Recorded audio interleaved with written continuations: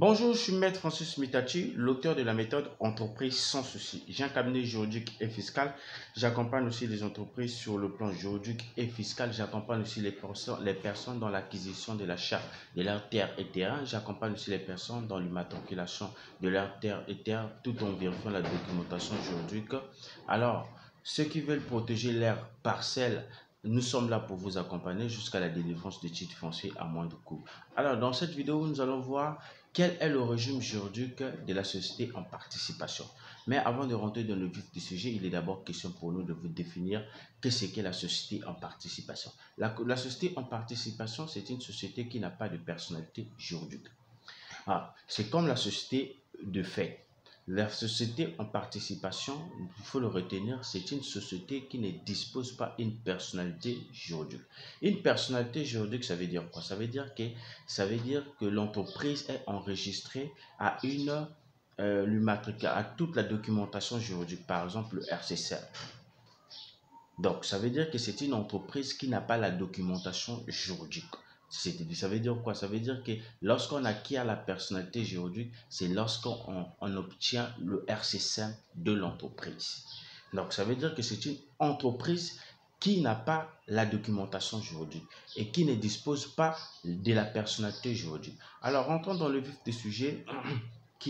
Quel est le régime juridique de la société en participation? Le régime juridique de la société en participation, c'est un contrat de collaboration entre deux ou plusieurs personnes qui souhaitent travailler ensemble pour réaliser un projet commun, sans créer une société distincte. Contrairement aux sociétés commerciales, la société en participation n'a pas de personnalité juridique distincte et n'a pas besoin d'être immatriculée au registre de commerce et des sociétés.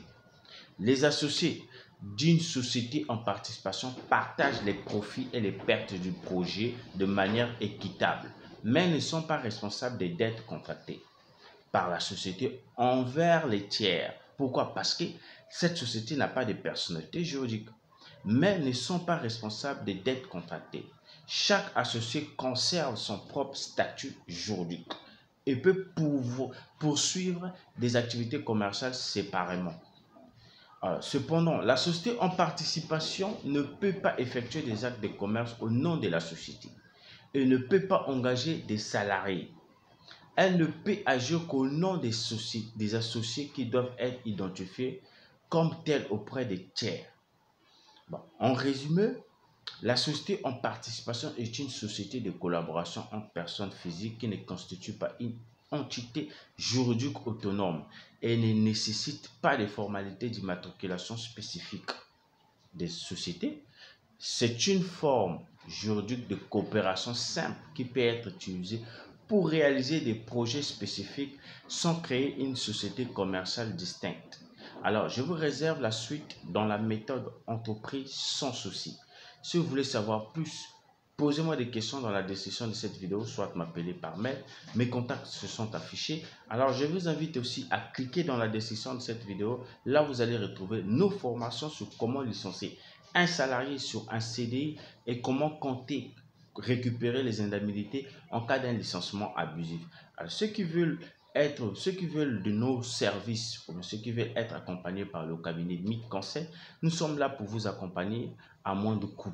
Alors, si vous voulez aussi d'un accompagnement lors de l'assistance du licenciement juridique ou abusif ou économique, nous sommes là pour vous accompagner à moins de coûts toujours. Alors, je vous dis merci, à la prochaine vidéo.